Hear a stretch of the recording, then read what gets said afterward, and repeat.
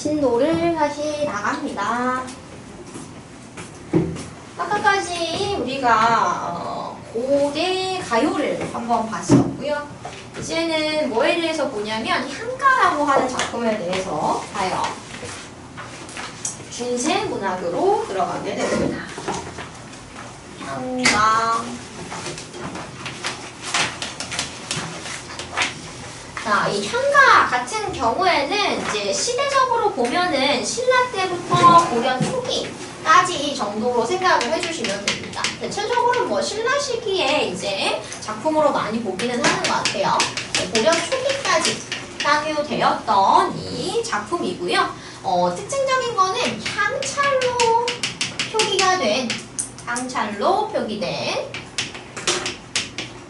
우리 고유의 시가라는 점입니다. 여기서 향찰이라고 하는 게 중요할 텐데요. 이 향찰이라고 하는 거는 밑에 나와 있지만 한자를 빌려서 우리말을 표기하는 부분입니다. 그러니까 한자를 그냥 그대로 쓰는 게 아니고요. 우리말을 표기하기 위해서 음을 가져오거나 아니면 혼을 가져오거나 이런 방식을 통해서 우리말을 기록했던 방식이라고 생각하시면 될 것 같아요.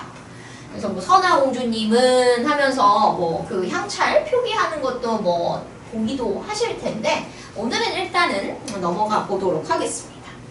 그래서 향찰로 표기되어 있다라고 하는 거 포인트로 기억을 해주시면 되겠고요. 이 향가의 주된 작자층 같은 경우에는 작자층은 만든 사람을 말하는 거예요. 승려나 화랑이 주된 작자층입니다. 승려는 누구? 우리 스님을 이야기합니다. 화랑이라고 하는 거는 신라 시대에 이제 젊은 남성들을 모집해 놓은 뭔가 집단 같은 경우예요. 그래서 승려와 화랑이 주로 이 향가를 많이 썼고요. 그래서 승려가 썼기 때문에 불교적인 내용들 이런 것들이 많았고 좀 주술적인 내용들이 이제 주가 많이 되었어요. 그리고 이 향가 같은 경우에는 한 3가지 정도의 이제 례가 있습니다. 자, 첫 번째는 사구체 향가가 있고요. 두 번째는 팔구체 향가가 있고 세 번째는 십구체 향가가 있어요. 자, 사구체, 팔구체, 십구체. 그래서 사구체로 처음에 시작했다가 팔구체로 늘어나고 마지막에 십구체 형식으로 발전했구나 라고 생각하시면 됩니다. 이 구라고 하는 거는 줄 정도로 생각하시면 돼요. 사구체는 4줄짜리 향가를 말하고요. 팔구체는 8줄짜리 향가, 그리고 십구체는 10줄짜리 향가에 해당합니다. 그래서 10줄이 가장 정제된, 좀 완성된 이제 향가에 해당하게 되고요. 우리는 십구체 향가를 조금 더 주되게 좀 보게 될 거예요. 그래서 일단은 4줄, 8줄, 10줄 이런 식으로 있구나 라고 생각해 주시면 될 것 같아요. 자, 그래서 주요 작품들 이렇게 적어놨고요. 사구체 향가랑 팔구체 향가에 해당하는 작품들을 하나 적어놨습니다. 첫 번째 사구체에 해당하는 거는 헌화가라고 하는 작품을 넣어놨어요. 4줄짜리 이제 시라고 생각하시면 됩니다. 향가입니다. 그래서 헌화, 꽃을 주는 노래예요. 이 작품의 이제 지은이는 견우농이라고 하는 거고요. 옹자는 늙은 사람을 이제 높여 부를 때 많이 이렇게 이야기한다고 있었잖아요. 그래서 노인이 누구한테 부르는 노래냐면 수부인이라고 하는 아주 예쁜 이 사람이 있었습니다. 왕의 부인이에요. 왕비예요. 너무너무 예뻤대. 그 사람한테 지어서 부른 노래입니다. 푸슉푸슉 되지 마. 자, 그럼 같이 한번 읽어볼게요. 자, 자줏빛 바위가에 잡고 있는 암소를 놓게 하시고 나르라니 부끄러워 하시면 꽃을 꺾어 바치오리라. 이렇게 4줄로 간단하게 나와 있습니다. 그래서 아마도 이제 지금 보시면은 장소는 자줏빛 바위가 정도로 생각할 수 있어요. 우리 사냥들이 막 이렇게 막 다니는 그 바위, 절벽 아시죠? 그럼 여기 공간은 상당히 좀 위험한 그런 공간이라고 생각해 주시면 돼요. 근데 그 와중에 잡고 있는 암소를 놓게 한다고 합니다. 이 암소를 기르고 있는 걸로 봐서 이 견우농은 아마도 이 암소를 잡아서 기르는 사람이구나 라고 생각할 거예요. 근데 암소를 놓아줘. 그럼 어떻게 되겠어? 암소가 도망가겠지. 막 암소가 우리 견우농을 잘 따르지 않는다 라고 하면은 도망갈 거야. 근데 이 암소를 놓기까지 하네. 그러니까 나의 생계 수단까지 포기할 정도로 그 마음이 좀 깊다라고 생각해 주시면 됩니다. 그래서 너가 나를 안 부끄러워하면, 수로부인 당신이 나를 부끄럽게 생각하지 않으면 내가 꽃을 바칠게요 라고 이야기를 해요. 이 꽃은 이 견우농의 마음 정도로 생각하시면 됩니다. 이 수로부인에 대한 이 아름다움에 대한 자신의 마음을 꽃으로 표현했다라고 생각하시면 될 것 같아요. 얘도 이제 설화가 이제 같이 전해지고 있기는 한데요. 설화 같은 경우에는 따로 뭐 넣지는 않았습니다. 향가도 대체적으로 설화가 붙어 있는 경우가 좀 많아요. 그리고 다음 작품은 처용가입니다. 처용가. 처용가 같은 경우에는 8구체, 8줄짜리의 이제 향가에 해당하게 되고요. 처용이라고 하는 사람, 남자가 지은 노래예요. 요거는 유명해. 우리 들어봤을 수도 있어. 자, 같이 볼게요. 동경 밝은 달에 밤들이 놀이다가 밤늦게까지 놀다가 집에 들어와서 자리를 보니까 다리가 넷이더라. 다리가 4개예요. 내 침대인데 다리가 넷이래. 그럼 사람이 몇 명이야? 2명입니다. 근데 내가 집에서 막 나가지고 놀다 들어왔어. 그러면 내 안에만 있어야 되잖아. 근데 다리가 넷이라는 거야. 불륜의 현장을 목격한 거라고 볼 수 있겠죠. 둘은 내 해였고 둘은 내 다리야. 그러니까 내 아내의 것입니다. 그러니까 내 거야. 근데 둘은 누구 했고 둘은 누구의 것일까? 라고 하는 거죠. 이 상황을 목격했으면 어떻게 할 것 같아? 화나요. 화나서 어떻게 해요? 죽여요. 죽여요? 죽이는 뭔가 때리거나 폭력을 해야 하는 사람들이 많겠죠. 우리 처유는 어떻게 했을까? 저라면은 너무 슬플 것 같아요. 눈물을 흘리겠어 그냥. 화내진 않을 것 같아. 너무 나를 꾸며내는 것 같아요. 아무튼 간에 이 처용은 어떻게 했냐? 뒤에 봅시다. 본디 내해다마는 본래 나의 것이지만은 빼앗은 것을 어찌하리요? 그가 빼앗아 갔는데 어떻게 하겠어? 라고 하는 거예요. 그냥 어때? 너 가져? 이런 거예요. 편한데? 이것만 보면은 이 처용이라고 하는 사람이 상당히 좀 쓰레기구나, 멍청하구나 라고 생각을 해볼 수 있는데, 요 이제 설화에 내려오는 모습을 한번 살펴보면은 이 처용이 이제 발견한 장면은 아내와 역신이 함께 있는 장면입니다. 이 역신은 어떤 존재냐? 병을 불러일으키는 신이에요. 병을 막 이제 뿌리고 다니는 신이야. 병신이 아니라 병을 막 뿌리고 다니는 이제 신이야. 그래서 간단하게 말하면 아내가 막 병이 걸렸거나 이런 상황을 추측하거나 아니면 진짜 신이 같이 있을 수 있죠. 근데 신이니까 뭐 어떻게 할 수도 없고, 이런 노래를 불렀대. 이 처용가를 부른 거야. 내 것이 이제 아닌데 어떻게 하리요? 하면서 그냥 가세요 라고 했더니 우리 역신이 어떻게 하냐? 감동을 해요. 감동을 해요. 웃기지 않게 감동을 해가지고 어떻게 하냐면 처용 너의 얼굴을 이렇게 그려가지고 대문에 이렇게 이제 붙여놓으면은 얼굴 있어 이렇게 붙여놓으면은 내가 거긴 안 들어갈게 라고 한 거예요. 그래서 그 이후로 사람들이 처용의 얼굴을 그려가지고 대문에 붙여놓는 거야. 왜냐면 병 걸리면 안 되니까. 이것도 이거 했던 것 같은데. 했을 거야. 이거 이제 주술적인 내용들도 좀 있는 부분입니다. 그래서 이 처용가라고 하는 작품은 한 4줄, 8줄짜리에 8구체의 한가고 이런 내용들이 좀 있구나 정도로 생각을 해주시면 될 것 같아요. 그리고 뭐 표현법적인 거 보면은 빼앗은 것을 어찌하리요? 어찌할 수 있다는 거야? 없다는 거야? 없어요. 없다는 거야. 의문인데 답정너. 서리법이라고 볼 수 있겠죠. 자, 그러면은 19채 향가를 한번 봐보도록 하겠습니다. 제망매가라고 하는 작품이에요. 제망매가. 뭐 제목이 했던 것 같은데. 자, 제자가 이제 아까 전에 우리 제사 지낼 때 길이다, 대를 지내다 정도로 생각하시면 됩니다. 망매, 매자는 누이고요. 망은 이제 죽은 뭐 그런 정도로 생각하시면 돼요. 제망매가라고 하는 이제 제목의 뜻은 죽은 누이를 기리는 노래입니다. 그래서 죽은 누이를 추모하는 이제 작품의 내용인 거예요. 같이 한번 봐볼게요. 10줄입니다. 10줄.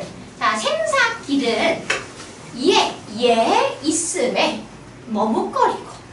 자, 생사할 때 생자는 살생, 사자는 죽음이죠. 그래서 삶과 죽음의 길은 여기에 있어요. 이승에 있습니다. 그래서 머뭇거린대요. 아마도 누가 머뭇거리는 거겠어요? 아마도 죽은 누이가 머뭇거리는 거겠죠. 저승으로 가야 되는데 어때? 저승으로 가고 싶지 않으니까 머뭇거리는 거겠지. 나는 간다는 말도 못다 이르고 어찌 갑니까? 여기서의 나 동그라미 쳐봅시다. 여기서의 나는 누굴까요? 나는 간다는 말도 못다 이르고 어찌 가니? 그지? 간다라고 하는 거는 지금 보시면은 거기 저승으로 가는 걸 말하잖아요. 근데 간다는 말도 못다 이러고 내가 어떻게 갈까 하면서 뭔가 말도 못하고 가는 처지에 대해서 슬퍼하는 거거든요. 이 나는 이제 누이를 이야기하는 겁니다. 누이의 입장에서 이야기를 한 거예요. 어느 가을 이른 바람에 이해저에 떨어질 잎처럼, 어느 가을 이른 바람에 이해저에 떨어질 잎처럼, 보시면은 가을이라고 하는 이제 계절적 배경이 등장을 하는데요. 가을은 어떤 계절일까? 떨어져. 가을이 좋아요. 전 가을이 제일 좋긴 해요. 근데 가을은 소멸의 계절이라고 이야기했습니다.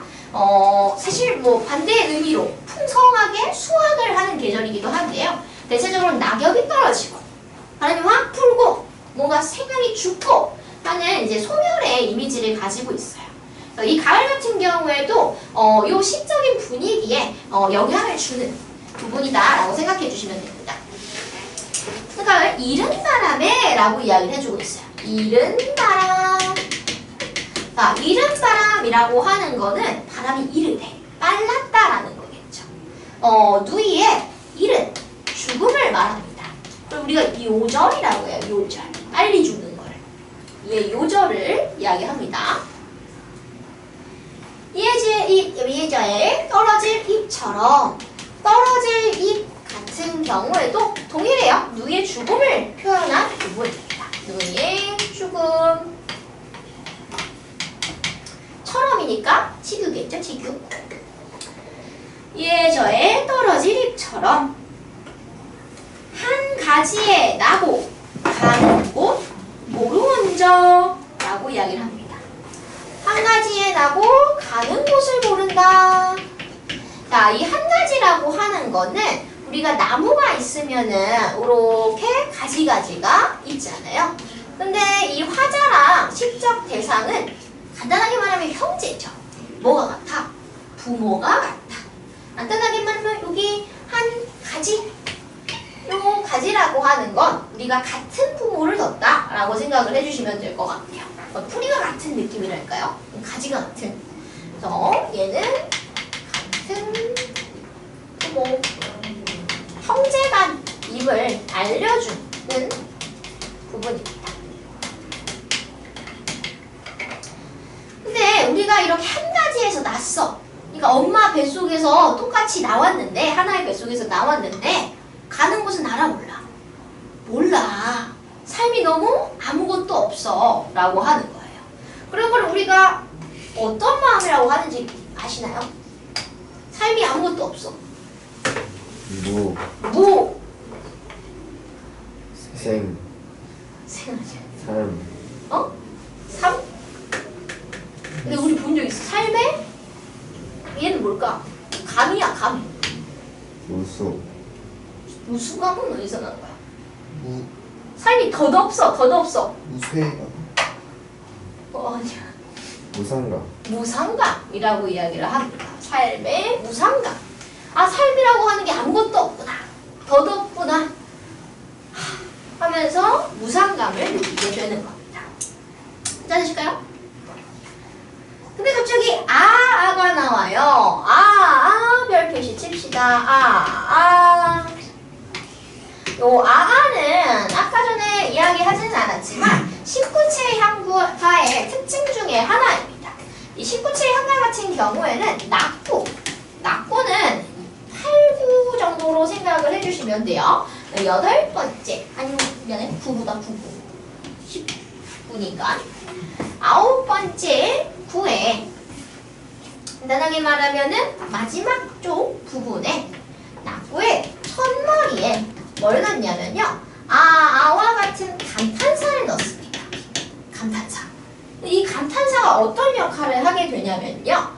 시상을 전환하기도 하고요. 시상을 전환하기도 하고 시상을 집약하기도 해요. 그러니까 시적인 분위기를 확 바꿔버리거나 아니면은 이 내용에서 이제부터 딱 주제가 나올 거야 하면서 집약을 시켜주는 부분으로 만들어준다고 생각하시면 됩니다.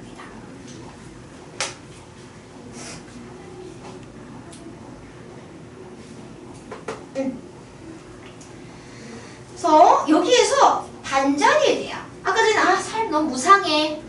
누이 죽은 거 너무 슬프다. 이런 마음이었다면 바뀌어 갑자기. 이 지금 보시면 제망매가 같은 경우에는 월명사라고 하는 스님이 지은 향가입니다. 아까 전에 이제 향가는 승려나 화랑이 많이 짓는다고 했었잖아요. 그래서 이 월명사, 스님이 지은 제망매가도 종교적인 좀 부분들이 있어요. 그래서 마지막에 이게 드러나요. 미타찰에서 만날 나. 미타찰. 이 미타찰은 교회로 보면은 천국 정도로 생각하시면 돼요. 뭔가 극락 세계를 말합니다. 뭔가 득도해가지고 가는, 도를 얻어서 가는. 그래서 미타찰에서 만날 나래요. 누구를 만난다는 걸까? 누이를 만난다는 거예요. 누이를 만나요. 여기서의 나 같은 경우에는 화자 나를 말하겠죠. 미타찰에서 누이를 만날 나라고 생각하는 거죠. 그러니까 삶이 무상해, 가는 것도 모르네 라고 하다가 누이는 미타찰에 갔겠구나. 나도 미타찰에 가서 누이를 만나야지 라고 생각을 하는 겁니다. 그래서 어때? 도를 닦아 기다리겠노라 라고 끝내고 있어요. 우리가 천국 아무나 가나요? 그러지 않죠. 극락세에 가려면은 도를 닦아야 합니다. 그래서 이 화자 같은 경우에도 도를 닦아서 내가 기다려서 미타찰에 가야지 라고 다짐을 하고 있는 거예요. 그래서 기다리겠노라 하면서 의지를 표현하고 있는 작품이에요. 막 슬퍼하다가 삶이 너무 무상해 하다가 반전되면서 미타찰에서 만나야지 의지를 가지는 그런 내용이라고 생각을 해주시면 됩니다. 믿으시나요? 미타찰을? 전혀 믿지 않아요? 쓸 수도 있잖아. 뭘 하시는데요? 아직 안 가보셨잖아요. 저도 사실 별로 믿지는 않습니다. 무교예요. 다 믿어요, 저는 다. 교회도 믿고, 어느 때는 이제 돌아가신 할아버지 할머니도 믿고. 진짜 믿음이 다 똑같죠. 아무튼 간에 이렇게 끝나는 내용입니다. 그래서 이제 죽은 누이를 추모하면서 어때요? 나의 의지를 다짐하는 그 슬픔과 의지를 드러내고 있는 작품이고요. 얘를 세 부분으로도 나눠볼 수 있어요. 어떻게 나눌 수 있냐 하면은 생사길은 얘 있음에 머뭇거리고 나는 간다는 말도 못 다 이루고 어찌 갑니까? 요거를 첫 번째로 나눌 수 있습니다. 이렇게 네 번째까지 써주시고요. 기라고 써줄게요. 1부터 4구까지를 우리가 기구라고 이야기를 합니다. 그리고 5부터 8구까지를 우리가 서구라고 합니다. 그리고 9부터 19, 이 부분이 낙구예요, 사실. 얘를 결구라고 합니다. 그래서 그래서 우리가 예전에 배웠었던 거랑 비슷하지? 4개로 끊어지는 거 뭐 있었니? 기승전. 기승전결. 걔는 4개로 끊어지는 거였다면 얘는 3개로 끊어지는 거예요. 기, 서, 결. 세 부분으로 나뉘는 3단 구성을 가지고 있습니다.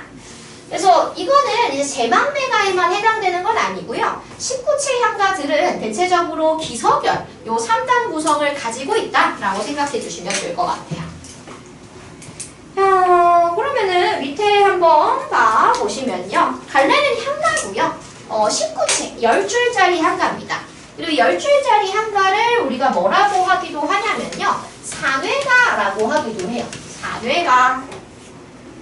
성격은 추모적인 부분, 누이를 추모하는 내용과 종교적인 부분들이 나타나고요. 주제는 이렇게. 그리고 특징적인 거는 비유랑 상징을 뛰어나게 써서 좀 그런 부분들이 뛰어나다, 아름답다라고 좀 칭찬을 많이 받는 이제 작품이고, 종결어미를 통해서, 그러니까 기다리겠노라 그 부분 있죠? 뭐뭐 하겠노라 그 부분을 통해서 의지적인 태도들을 많이 드러냅니다. 낙후 첫머리의 감탄사를 활용해서 시적 분위기를 전환하고 시상을 집약시키고요. 플러스로 이거 하나 적어줄게요. 기, 서, 결의 3단 구성을 만든다. 기서결의 3단 구성. 기서결의 3단 구성.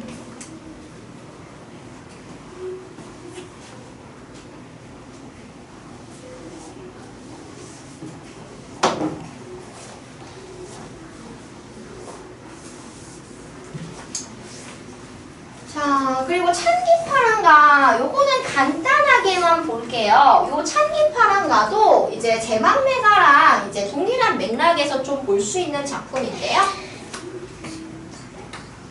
얘는 우리 방학 때 했었죠. 찬자가 무슨 찬자인지 기억하시나요? 예찬하다 할 때 찬자입니다. 그리고 기파랑이라고 하는 거는 기파랑이라고 하는 화랑이에요. 화랑. 근데 이 사람도 죽었어. 그래서 이 기파랑을 예찬하는, 추모하는 이제 작품의 이제 시가입니다. 그래서 화랑, 기파랑을 추모하는, 예찬하는 작품이에요. 그래서 간단하게 같이 읽어볼게요. 자, 흐느끼며 바람 몸에 빛을 밝힌 달이 흰 구름 따라 떠간 언저리에. 자, 흐느끼며 바라본다라고 하는 거는 이제 울면서 보는 거잖아요. 왜냐? 기파랑이 죽었으니까. 그런 슬퍼하는 마음을 보여준 겁니다. 그리고 이 달이라고 하는 거는 이 기파랑의 모습을 보여주는 거예요. 그래서 기파람이 흰 바람을 따라서 또 갔잖아요. 그래서 죽어간, 제 죽음을 이야기하는 부분이라고도 볼 수 있습니다. 모래가는 물가에 기랑의 모습이 올시 수풀이요.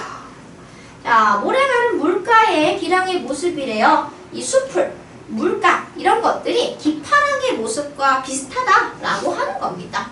그래서 이런 기파랑의 모습들을 잘 볼 수 있는 그런 자연물들을 제시해서 기파랑을 예찬해주는 내용이에요. 이론에 자갈벌에서 낭이 지니시던 마음의 갓을 좇고 있어라.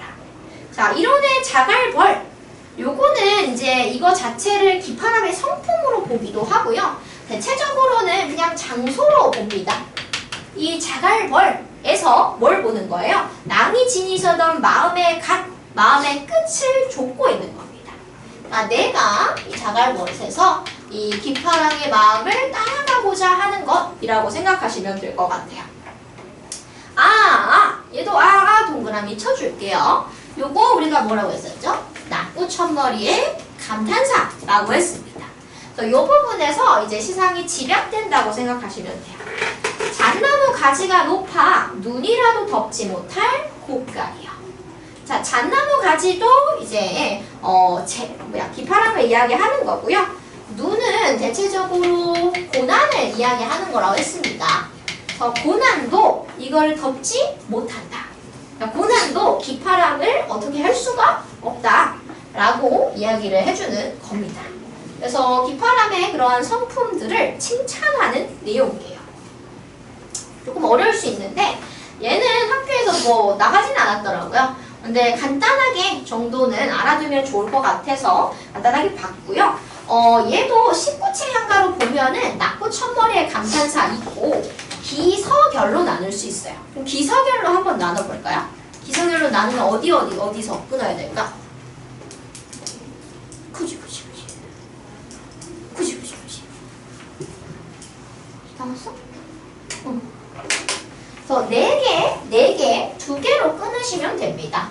그래서 19채 향가가 이러한 기서결의 어떤 구성? 3단 구성을 가지고 있고 요 낙구 첫머리에 감탄사를 넣어서 시상을 전환하고 집약하는 내용들이 있다. 요게 조금 포인트예요. 왜냐? 우리가 뒤에 보시겠지만요. 요 내용들이 전승됩니다. 이어져 나가요. 그래서 이어지는 부분들을 봐주시면 돼요.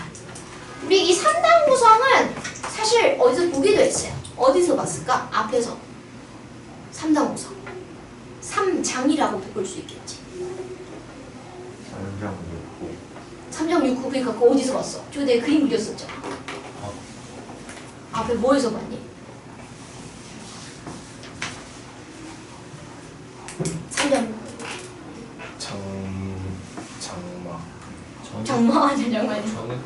정읍사에서 봤습니다. 우리 한글로 쓰여진 가장 오래된 작품, 한글로 전해지는 가장 오래된 작품인 정읍사가 이 삼정육구의 3단 구성이랑 비슷하다고 했어요. 그래서 그때부터 이렇게 전승되고 있다라고 생각하시면 됩니다. 그래서 우리 문학이라고 하는 게 그냥 딱딱딱딱 끊기는 게 아니라 여기에서 계승해서 이어지고 여기에서 계승해서 이어지고 이런 내용들이 있다라고 좀 생각을 해주시면 될 것 같아요. 괜찮으세요 이거? 그러면은 이렇게 향가는 이제 다 봤고요. 향각의 여요 한번 같이 봐봅시다. 향각의 여요.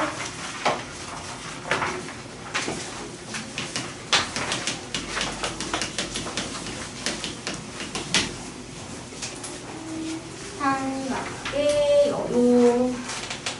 자, 이 향각의 여요 같은 경우에는 이 향각에서 이 다음은 고려가요라고 하는 걸로 넘어가게 되거든요. 요 두 시기 사이에 과도기적인 작품이라고 생각하시면 됩니다. 과도기라고 하는 게 뭘까? 슬럼프. 그 우리 예전에 이 과도기 한 적 있는데 뭐에서 했냐면 우리 이어적기가 있었고 지금 뭐로 바뀌었지? 끊어적기로 바뀌었어. 근데 요 사이에 뭐가 있었는지 기억해? 반만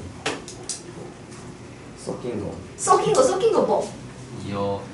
이큰 자, 이어적기는 이제 끊어적기는 꽃이 이렇게 쓰는 거지. 근데 이어적기는 꽃이라고 쓰는 거지. 꽃이. 2번 쓰는 게 있었어. 이름 뭐야? 거듭적기라고 했거든요. 거듭적기라고 했는데, 그러니까 이런 식으로 변화하는 과정에서 그 중간의 성격을 띠거나 뭔가 혼란스러운 상태를 과도기 정도로 생각하시면 됩니다. 그래서 어디에서 어디로 변화하는 과정에서 그 중간에 뭔가 혼란스러운 그런 시기 정도로 생각하시면 돼요. 그래서 향가에서 고려가요로 좀 넘어오면서 그 중간적인 성격을 띠는 향각의 여요라고 하는 게 있습니다. 그래서 지금은 이 향각의 여요에 대해서 한번 살펴보게 될 거예요. 그래서 이 향각의 여요 같은 경우에는 고려 때 지어졌습니다. 그래서 어느 정도 고려가요라고 할 수 있어요. 왜냐하면 고려가요는 고려 때 지어진 그런 노래들을 다 이야기하는 부분이기 때문에. 근데 얘는 뭐로 표기가 됐어요? 향찰로 표기가 됩니다. 그래서 향찰로 표기가 되면서 그러면서 향가의 형태도 어느 정도 유지를 하게 돼요. 그래서 그런 고려 가요들을 향각의 여요라고 따로 분리를 좀 해놨습니다. 그래서 고려가요긴 고려가요인데 고려가요 같지 않은 향가의 특징을 지닌 그런 고려가요라고 생각하시면 될 것 같아요. 조금 어렵죠? 중간 성격이라고 생각하시면 돼요. 그래서 주요적으로 나오는 작품은 정서의 정과정이라고 하는 작품입니다. 이 정서라고 하는 사람에 대해서 이야기를 해보면요. 이 정서 같은 경우에는 의종인가 맞나? 임금이 있어요. 인종인지 의종인지. 이 의종이라고 하는 사람의 어떤 충신이었다고 이야기를 합니다. 근데 이 정서가 모함을 받게 돼요. 뭘 받냐? 참소를 받게 됩니다. 밑에 참소라고 하는 거 적어놨는데요. 남을 헐뜯어서 없는 죄를 있는 것처럼 꾸며서 고에 바치는 것입니다. 그러니까 정서가 무명을 써요. 그래서 의종이 어쩔 수 없이 정서를 어떻게 해? 유배를 보냅니다. 근데 유배를 보내면서 나중에 너 부를게 라고 한 거야. 근데 불렀어 안 불렀어? 안 불렀어. 그래서 억울해서 뭘 쓴 거예요? 이 정과정이라고 하는 작품을 쓴 겁니다. 그래서 그 내용이 담겨져 있어요. 나는 너무너무 억울하고 근데 아직까지도 너에 대한 마음은 변함이 없어. 임금님 당신에 대한 마음은 변함이 없어 라고 하는 것을 전달하는 작품입니다. 그럼 같이 한번 봐보도록 할게요. 자, 왼쪽 편으로 일단 읽어보시면 됩니다. 내 님을, 지금 과도기적인 거 있네. 님을이라고 되어 있잖아. 내 님을, 당신을 그리워 운이 다니. 그러니까 내 임을 그리워하며 울더니. 그러니까 내가 지금 상황을 알겠죠? 임과 이별을 한 상태입니다. 그래서 뭐래요? 울어요. 슬퍼. 산 접동새와 난 이스타요이다. 산 접동새와 난 비슷합니다. 라는 거예요. 간단하게 말하면 산 접동새랑 산동 접동새가 아니라 산 접동새랑 나의 처지가 비슷하다고 생각하시면 됩니다. 이해되실까요? 아마도 접동새가 찍찍찍찍 너무 힘드셔? 화이팅 해보셔. 한 접동새가 짹짹짹짹짹 막 울고 슬퍼하는 모습이 나와 같다는 거겠죠. 그죠? 근데 산 접동새의 마음은 그럴까 안 그럴까? 안 그러지? 그럼 우리가 뭐라고 했었지? 걔가 저상관물이고 감정이입이라고 이야기를 했었죠. 아니시며 거칠으신들 아니시며 거짓인 줄. 그러면은 뭐 이게 너무 이상하잖아. 앞에 적으시면 됩니다. 진실이 아니시며 참소가 거짓인 줄을 아으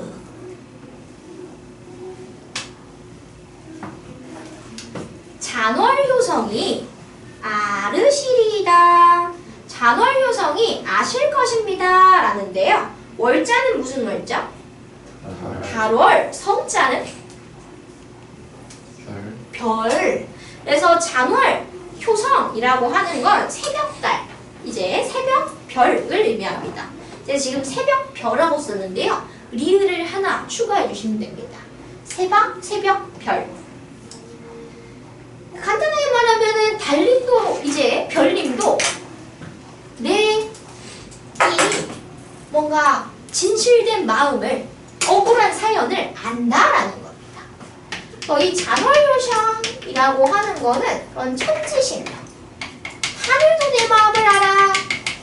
내 하늘 고백할게. 이 얘기를 하잖아요. 그래서 하늘도 그런 내 마음을 안다. 나의 그 억울함, 나의 결백함 이런 것들을 안다 라는 거죠.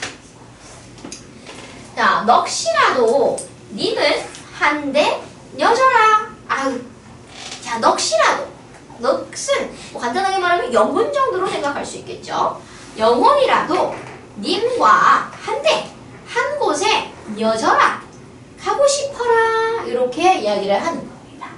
어때요? 나 마음만이라도 너랑 함께하고 싶어. 님에 대한 사랑을 표현하는 거겠죠. 님에 대한 사랑. 벽이시더니 뉘러시니까 라고 합니다. 벽이시더니 우기시더니 내가 막 잘못했다고 우기시더니 누구였습니까? 라는 거죠. 뉘가 누구니까.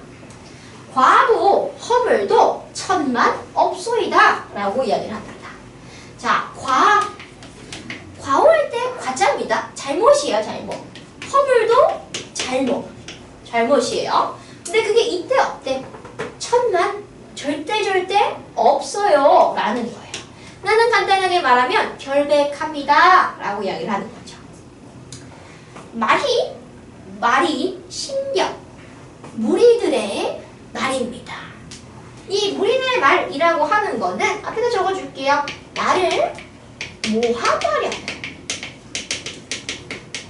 그러니까 지금 임금님 당신이 듣고 있는 그 말 같은 경우에는 나를 모함하려는 그런 무리들의 말이에요. 듣지 마셔요. 거짓말입니다. 라고 이야기를 해주는 거예요. 스른 분경 슬프도다. 아으 님이 나를 하마 잊으시니까 이미요 나를 벌써 잊었습니까? 잊어버렸습니까? 아소니마 님이시여 돌이켜. 요거는 마음을 돌이켜 정도로 생각하시면 돼요. 당신의 마음을 돌이켜서 내 말을 들으셔서 괴오쇼셔. 괴다가 뭐였죠? 사랑하다. 사랑해주셔서 나를 좀 사랑해주세요 라고 이야기를 해주고 있어요. 그래서 내용적으로는 이제 크게 나에 대한 결백함, 나는 결백합니다 라고 이야기를 하는 부분들, 그리고 나는 어때요? 당신을 아직 사랑하고 있어요. 내 마음은 변하지 않았습니다. 그런 걸 우리가 두 글자로 절개, 지조, 절개 뭐 이런 것들을 이야기하는 이제 부분이라고 볼 수 있을 것 같습니다. 그래서 뭐 이제 표현법적인 것들을 보게 되면은 그런 감정이 나타나 있겠고요.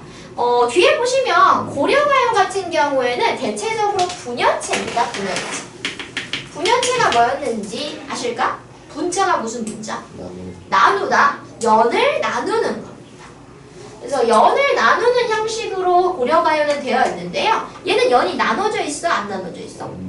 나눠져 있지 않아요. 그래서 분연되어 있지 않고 후렴구도 없어요. 왜냐면 고려가요는 후렴구도 이제 대체적으로 있거든요. 그리고 오육행 같은 경우에는 만전춘별사라고 하는 것과 유사합니다. 그 뒤에 만전춘별사도 한번 같이 보게 될 거예요. 그리고 뭐 의의적인 부분으로는 뭐 고려가요 중에 작가가 밝혀진 유일한 작품이고요. 향가의 잔영이 남아 있습니다. 자, 의의에 향가의 잔영이 남겨져 있다. 여기 별 표시할게요. 향가의 잔영이 남겨져 있다. 간단하게 말하면은 이 향가에 어느 정도 그 흔적들이 남아있다고 생각하시면 됩니다. 어떤 부분에서 볼 수 있냐면 지금 아소니마 할 때 거기 아소 동그라미 칩시다. 아소. 이 아소가 지금 보시면은 감탄사였잖아요. 근데 지금 보시면은 마지막에 뭐였었어요? 감탄사를 쓰고 있습니다. 그러면서 날 사랑해주세요 라고 하면서 이제 임에 대한 사랑을 표현해주고 있죠. 그래서 요 낙구의 감탄사 요 부분이랑 요 아소랑 비슷하다 라고 생각을 좀 해볼 수 있겠고요. 어느 정도 한 3가지 부분으로 나눠볼 수 있는 부분들, 이런 부분에서 내향가의 잔영이 남아져 있다 라고 볼 수 있습니다. 그래서 지금 보시면은 아까 전에 고대가요에서 우리 정읍사에서 3단 구성이랑 그 감탄사가 썼던 거, 아니면 3단 구성 맞섰던 거, 요 향가에서 요 3단 구성, 그리고 요 낙구천머의 감탄사, 그리고 향각의 여유로 이어지게 되고요. 나중에는 시조까지 이어지는 그 내용으로 기억을 해주시면 되겠습니다. 자, 그리고 이 길제의 시조도 한번 봐볼게요. 시조에서 지금 보시면은 여기에도 마지막 부분에 지금 감탄사를 써주는 부분이 있어요. 뭐 있어? 어지버. 어지버는 그냥 감탄사 정도입니다. 근데 지금 보시면은 세 번째 줄에 마지막에서 이제 시작을 해주고 있죠. 그래서 이 부분에서도 이제 전승되는 것들을 한번 볼 수 있어요. 그래서 일단 이 시조도 한번 간단하게 읽어볼게요. 자, 500년 도읍지를 필마로 돌아드니. 자, 이 길제 같은 경우에는 이제 고려의 충신이었습니다. 고려의 충신. 근데 고려가 망해버리고서요. 그 도읍지, 그 당시에 도읍지였던 데를 돌아가 본 거예요. 그래서 필마, 한 필의 말로 이 벼슬이 없는 신분으로 돌아드니까 산천은 의구하되 인걸은 간대가 없다. 산천은 뭐죠? 산천은? 산이랑 네. 산이랑 네. 이거 간단하게 말하면 자연입니다. 자연. 자연은 의구하대요. 의구. 의구라고 하는 거는 알아두시는 게 좋아요. 옛날과 같다. 변함이 없다. 이런 뜻입니다. 산천은 옛날과 같은데 인걸은 간대가 없어요. 자, 인걸은 간단하게 말하면 인재입니다. 인재. 뛰어난 인재를 말해요. 인간들은 어떻게 됐어? 다 변해버린 겁니다. 인간 사는 변화를 해버린 거예요. 왜냐면은 고려는 망해버렸으니까. 그때의 사람들은 다 없어졌겠죠. 그래서 여기에서는 이런 망해버린 것에 대한 마음이 좀 담겨져 있습니다. 어지러! 태평연월이. 태평연월도 많이 나오죠. 태평한 시절. 아주 평안하고 안정적이고 그런 시절이 꿈이란가 하노라. 그런 시절이 지금 있어요? 없어요? 없어. 꿈인가 보다 라고 이야기를 해주고 있죠. 그래서 이 길제가 말하고자 했던 건 고려가 이제 망한 거에 대한 이제 한탄하는 마음, 그럼 뭔가 무상한 회복, 이제 돌아보는 마음들이 담겨져 있고요. 이제 굳이 특징적으로 볼 수 있는 거는 인간사랑 자연의 모습이랑 서로 어떻게 한다? 서로 인간사랑 자연의 모습이랑 서로 어떻게 할까요? 대조. 대조죠. 왜냐면은 지금 보시면 자연 같은 경우에는 의구하고 인간사 같은 경우에는 지금 변해버린 상황에 해당하니까 서로 대조를 해서 변해버린 인간의 모습들을 부각해주고 있다라고 생각을 해주시면 될 것 같아요.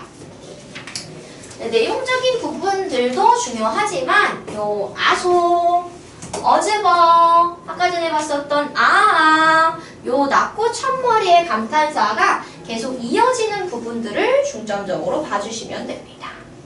괜찮으실까요?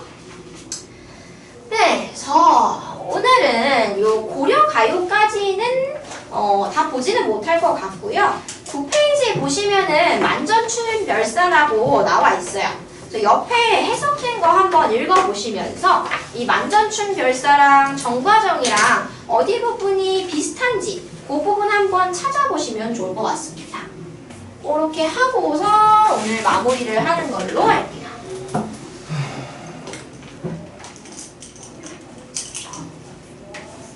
네? 한숨을 쉬어. 소진이가. 소진이가 쉰 거야? 재밌었는데. 네, 정현이가 쉰 줄 알았어. 정면은 안 숨쉬면 정현 어떡해. 목소리였는데? 제가 성대모사 했어요. 한숨 쉬는 성대모사. 한번 쉬어봐. 진짜 똑같다니까?